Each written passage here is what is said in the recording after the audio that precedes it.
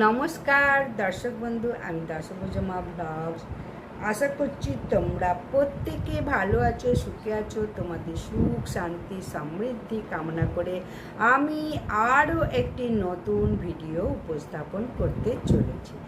আজকে বলবো, ব্যাঙ বাড়িতে যদি ঢোকে তাহলে কি শুভ না অশুভ। এই ঘটনা কিন্তু প্রত্যেকের বাড়িতে ঘটবে। বাড়িতে যদি হঠাৎ কোনো ব্যাঙ দেখতে পাও, আমরা কি মনে করি এটা সাধারণ ব্যাপার, এটা কোনো ব্যাপার না। কিন্তু ব্যাঙের এই অপ্রত্যাশিত আগমন আমাদের জীবনে বিশাল বড় পরিবর্তন ঘটতে পারে। এটা একটা শুভ সূচনা। যেমন হঠাৎ কোনো টাকা পয়সা পাওয়া, লটারি থেকে টাকা পাওয়া, বা এই বিষয় মানে ব্যাংক ঢুকলে কোনো বিপদ আপদও থেকে রক্ষা পাওয়া যায়। তাই বাড়িতে ব্যাংক ঢুকলে মানে খুব সাবধান। রান্নাঘরে কোনো কোণে এই কোনো ব্যাঙ থাকে, বসার ঘরেও থাকে, রান্নাঘরে কোণেরা সাধারণত থাকে। আর এই নিরীহ ব্যাঙ মানে আমাদের জীবনের গতিপথে এত বড় ভালো ইঙ্গিত দিতে পারে, সেটাই এখন তোমাদের পুরো বলবো। এই মানে আমরা ব্যাঙ সম্বন্ধে এখন বিশদ জানাবো। আশা করছি প্রত্যেকের ভালো লাগবে। ভিডিওটা শেষ পর্যন্ত দেখো মনোযোগ সহকারে। যদি কোনো মতামত থাকে অবশ্যই তাহলে আমাকে কমেন্ট করে জানাও। আর যদি ভালো লাগে অবশ্যই লাইক, সাবস্ক্রাইব, শেয়ার করে দাও।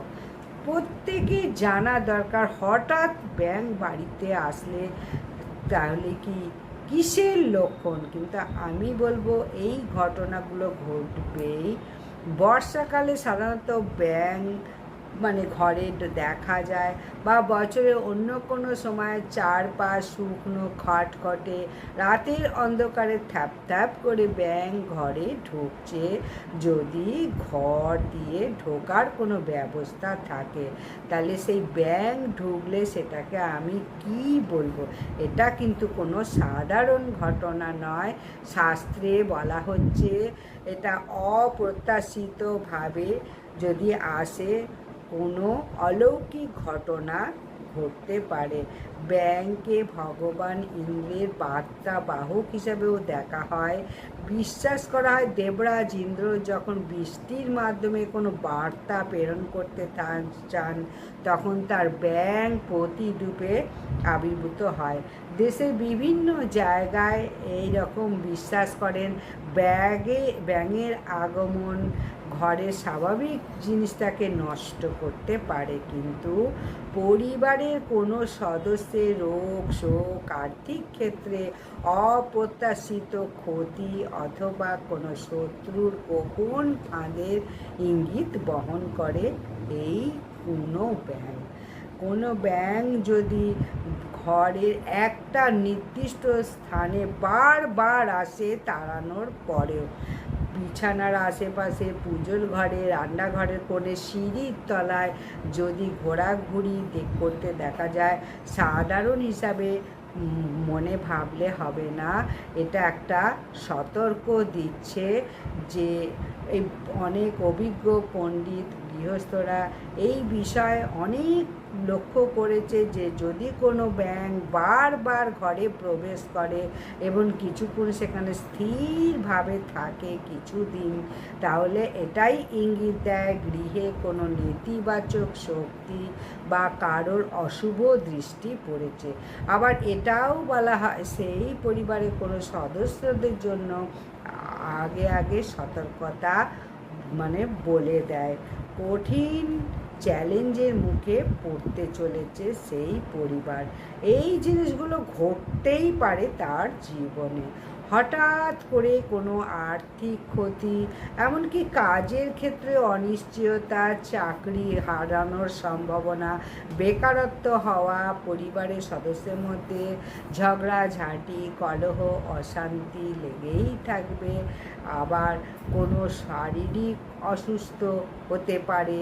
তাই ব্যাঙের এই আগমন সবসময় অশুভ ইঙ্গিতও বহন করে না, কিছু বিশেষ ক্ষেত্রে আবার এটা শুভ ইঙ্গিতও দেয়।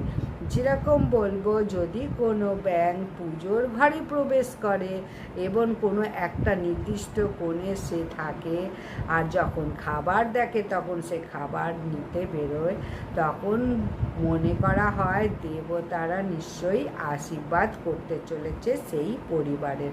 আবার কোনো গর্ভবতী মহিলার ঘরে যদি ব্যাঙ আসে এবং আওয়াজ করে, এটাকে সন্তানের উজ্জ্বল ভবিষ্যতের ইতিবাচক ইঙ্গিত বলে গণ্য করা হয়।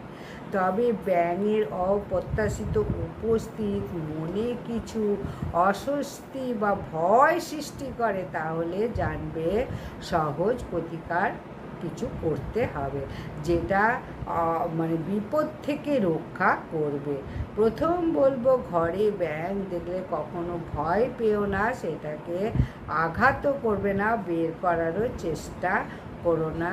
কোনো একটা নরম কাপড়ের সাহায্যে আলতো করে ধরে মুক্ত পরিবেশে বার করে দাও। যেখানে ব্যাঙটা ছিল সেখানে একটু মানে ফিনাইল দিয়ে পরিষ্কার করে গঙ্গার জল ছিটিয়ে দাও। ঘরে প্রত্যেকটা কোণে কোণে গঙ্গার জল ছিটিয়ে দেওয়া উচিত।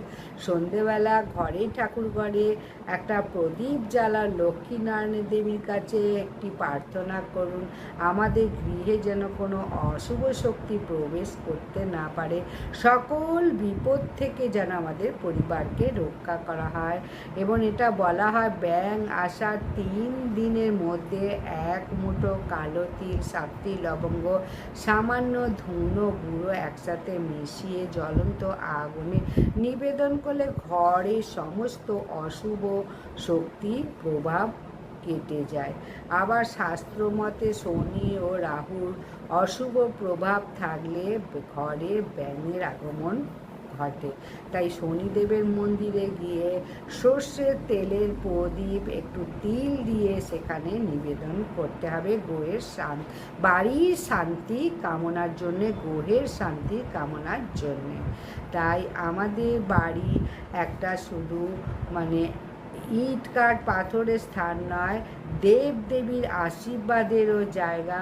তাই কোনো মানে অপ্রত্যাশিতভাবে ব্যাঙ যদি ঘরে প্রবেশ করে, তাহলে এটাকে অবহেলা না করে শান্তভাবে কীভাবে এর উপায় বার করা যায়, ভালো একটা শুভ উপায় বার করা যায়, সেটাই করো। যেভাবে বললাম, সচেতনতা সঠিক পন্থার মাধ্যমে পরিবারকে বড় বিপদ থেকে রক্ষা করতে পারবে। আমাদের গৃহে প্রত্যেকটি প্রাণী আশায় কোনো না কোনো শুভ অশুভ ইঙ্গিত দিয়ে থাকে, যেটা আপাতত দৃষ্টিতে আমাদের মনে হয় এটা সাধারণ বিষয়, কিন্তু সাধারণের মধ্যেই অসাধারণ লুকিয়ে থাকে, গভীর কোনো বার্তাও লুকিয়ে থাকে।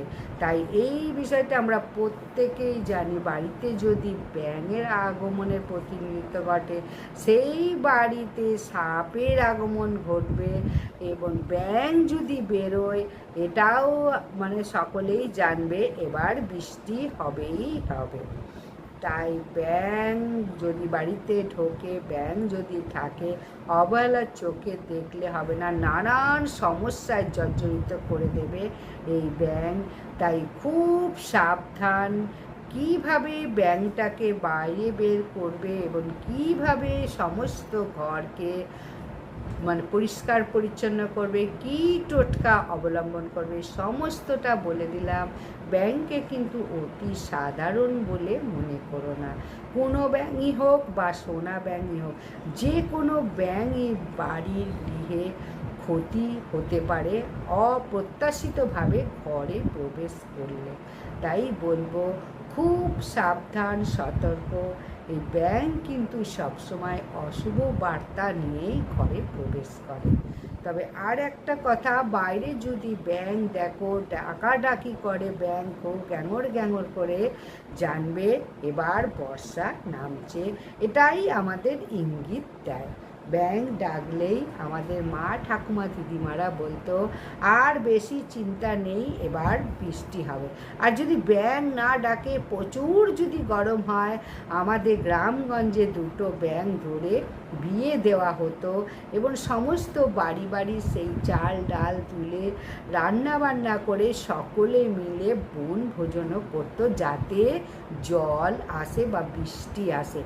এক ফোঁটা বৃষ্টি আসলে সকলে একটু শান্তি পাবে, স্বস্তির নিঃশ্বাস ফেলবে। গরমকালে বুঝতেই পারছো কি গরম পড়ে, তাই বৃষ্টি আনার জন্য ব্যাঙকে বিয়ে দেওয়া হয়।